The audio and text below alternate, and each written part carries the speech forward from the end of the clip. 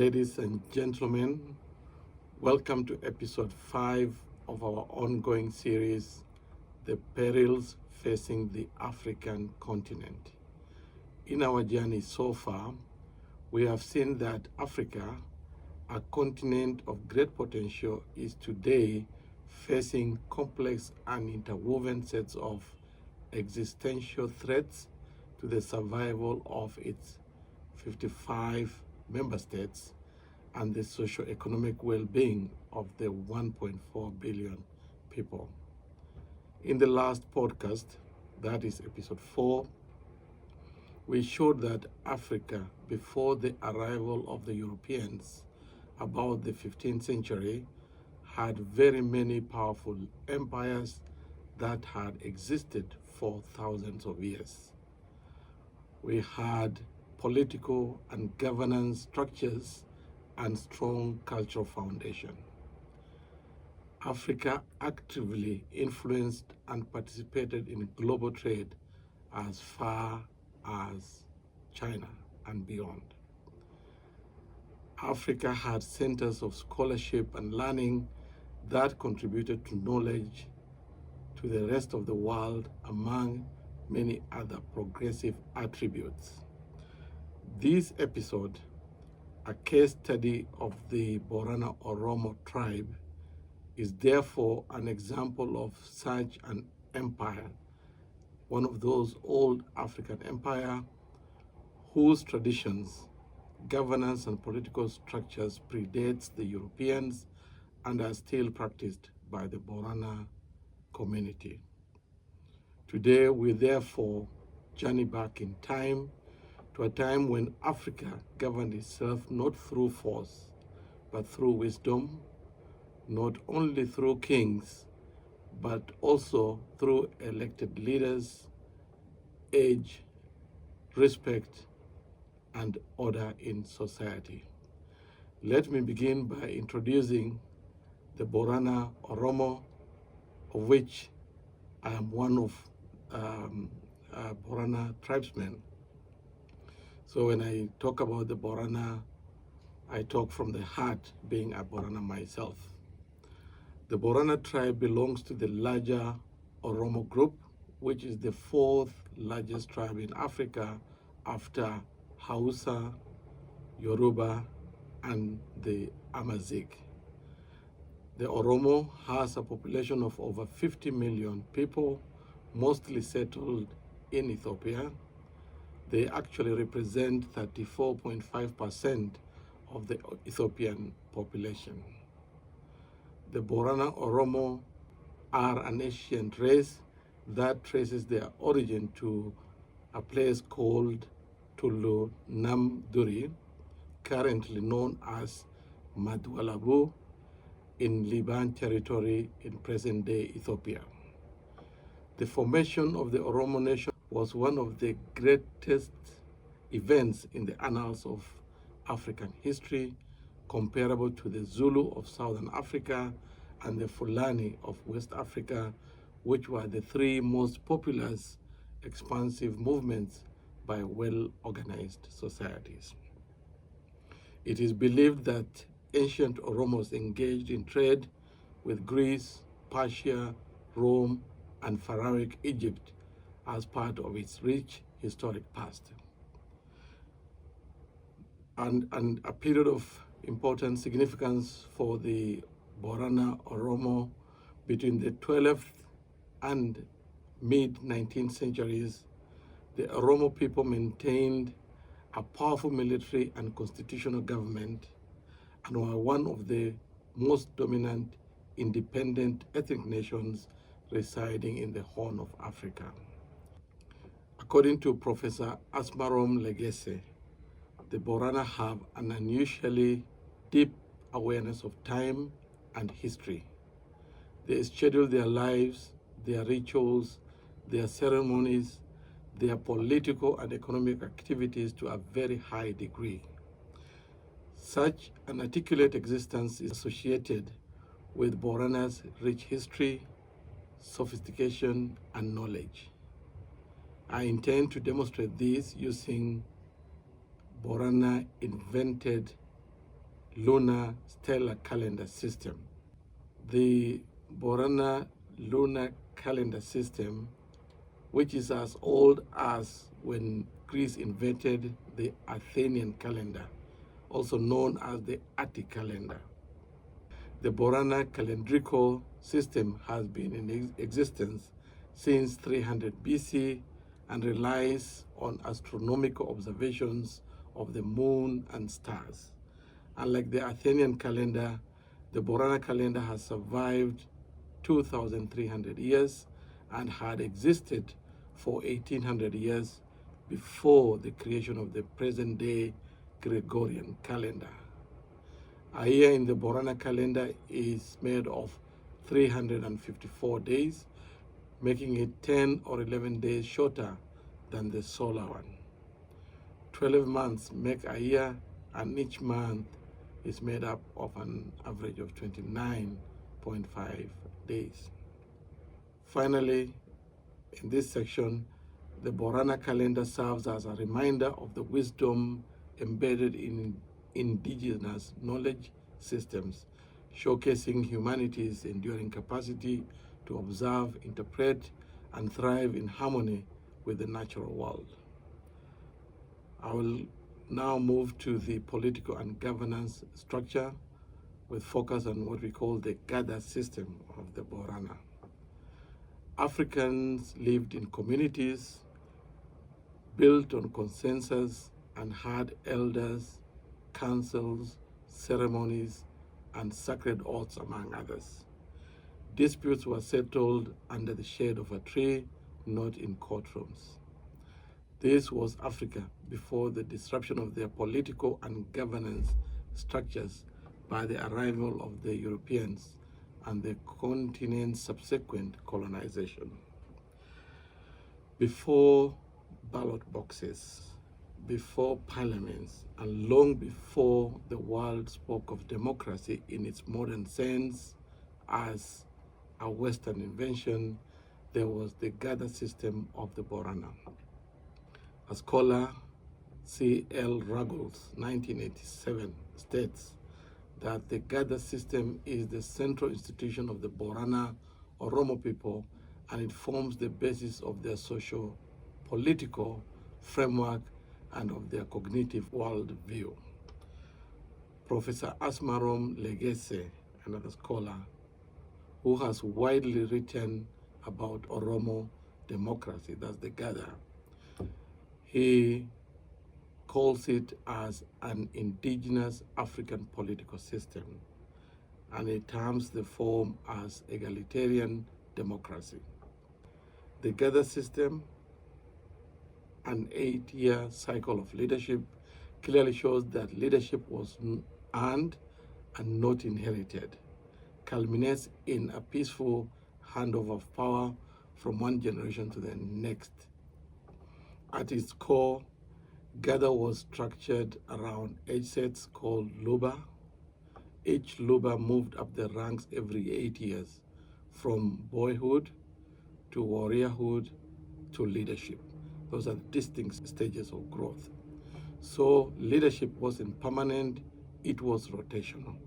And with each cycle of 8 years, the Oromo people elected new leaders. The Abagada, who is the father of the Gada, or like the president, his council of advisors, while spiritual leaders offered checks and balance to the leaders and kept the moral compass of the societies aligned. These leaders were trained from birth, tested, and most importantly, held accountable for everything that they do. In its classic form, the Borana-Oromo polity was organized in 4 principal institutions: Gada, Kalu,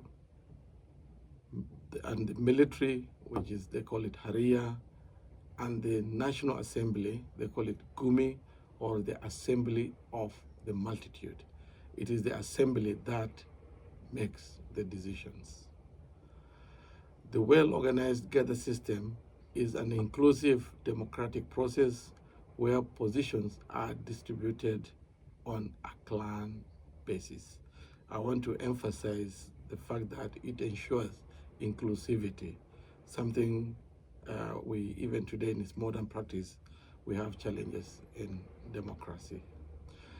Ali Guracha was the last authoritarian regime that ruled the Borana, and this was a very long time ago. The Borana community, about 1450 CE, under the leadership of a gentleman called Gada Galgalo Yaya, is when the Borana said that they were fed up of a one-man authoritarian rule. And they chose to create a political and governance system, the Gada system, which they thought will serve them better compared to that authoritarian way of doing things. And you need to listen to this. From the inception, the Gada system, a leader ruled for one term of 8 years. And this I know I've described earlier. And in the event the Abagada or the leader does not measure up to the expectations of the community, or he violates any of those virtues, or is seen to be unjust, he can be removed from office by the assembly of the multitude, or the Gumi. Imagine we had a recall clause as early as 1450 CE. The governance system of Borana also is very unique because it is devolved with the Hayu as the leader of a particular region within the Borana. And these Hayus will carry a group of elders to the assembly of the multitude, or the Gumi, so that they can make decisions and give direction to the wider society. To confirm that this system of the Borana, the Gada system, is still going on March 11, 2025, the Borana community gathered at a place called Arerogoro for the 72nd Bali Gada. It means the Boranas are on their 72nd president, to witness this ceremonial installation of Aguyo Boruguyo as the new Apagada, who will rule for the next 8 years. The event celebrated over the last 500 years of the Gada system. It is an older example of the practice of democracy in Africa that promoted peace, socio-economic well-being of societies, and social welfare across the Borana community. Now, very briefly and very related to what we've been discussing is the role of women in the Gada system. You may ask, where were the women, or where are the women? Why they left out? Not quite. The Borana society or tribe is led by women through men in some form of incorporative leadership. The woman will prepare their husbands for community responsibilities. So before he goes for serious community meetings, she will ask the matters to be discussed and give her inputs at that stage. Or when the husband or the man returns from the meetings, she will be able to interrogate and find out what the decisions were, and she'll be able to brainstorm with the husband on what the implications of those are and give further guidance. So women are part and parcel of decision making there. We have also historically had great women leaders, like the famous Manoye, who led the Borana society at one time in its history. Women in Borana society also have their own institution called Sike, a spiritual and social system that gave them the powers and voice. The Sike institution encouraged the Borana-Oromo women to consolidate their holistic devotion, capable of bringing structural changes required to enhance equality, social justice, solidarity, and sustainable peace and development. If a man mistreated his wife, She would work with her Sike staff and rally women in protest. They could stop wars, they could demand justice, and in some instances, even shut down an entire village until their voices were heard. Beyond this, women also had at the top level ability to articulate matters of gender at the leadership level in society. I now move to how this system was critical in promoting the social welfare of each individual in the community. In the Borana culture, there is this philosophy of Busa Gonofa, which is the indigenous social protection mechanism of the Borana. In times of serious economic, cultural, political, psychological, and social laws by community members. Busa Gonofa refers to a traditional system of reciprocal support and sharing, particularly among clan members. The primary goal of Busa Gonofa is to support individuals and families who have suffered losses due to drought, famine, or other calamities. Busa Gonofa plays a crucial role in maintaining the livelihood of Borana pastoralists by providing support during times of crisis and ensuring that those who have suffered losses can rebuild their lives. In conclusion, the continuing Borana Gada system tells a truth which we must not forget. Africa was not void of order, logic, or justice. We had the systems, we had the vision, we had the values.